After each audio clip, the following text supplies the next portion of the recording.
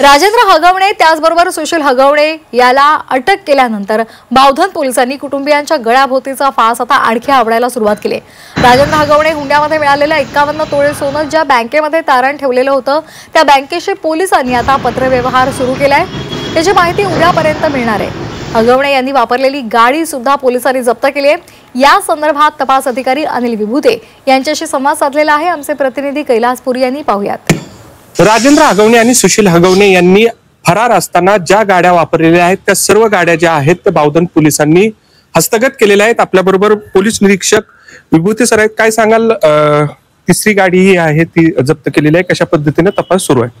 हगवणे प्रकरणात आतापर्यंत त्यांनी हुंड्यामध्ये दिलेली वाहनं तसेच हगवणे गुन्हा घडल्यानंतर पसार होत असताना त्यांनी जी वापरलेली वाहनं आहेत ती वाहनं देखील या ठिकाणी जप्त केलेली आहेत। त्यामध्ये एक इंडिवर, एक थार आणि एक बलेनो गाडी आहे आणि हुंड्यामध्ये दिलेली एक ऍक्टिवा आणि फॉर्च्युनर आहे। त्याचबरोबर चांदीची भांडी देखील जप्त केलेली आहेत। त्यांच्याकडे असणारे परवानाधारक शस्त्र जप्त करण्यात आलेले आहेत। या गुन्ह्यात कोणताही क्लू मागे ठेवला जाणार नाही, एकदम सखोल तपास केला जाणार आहे। खरं तर हगवणे कुटुंबियांचीही चौकशी सुरू आहे। काय त्यांनी जे सोनं जे आहे ते तारण ठेवलेलं होतं कर्जा संबंधात बँकेशी पत्रव्यवहार सुरू आहे, त्याच्याबद्दल काय तपशील आहेत पुढे? हो, त्याच्या बाबतीत तपास चालू आहे। बँकेत जे सोनं तारण ठेवलेलं आहे त्याचे डिटेल्स उद्या घेणार आहोत।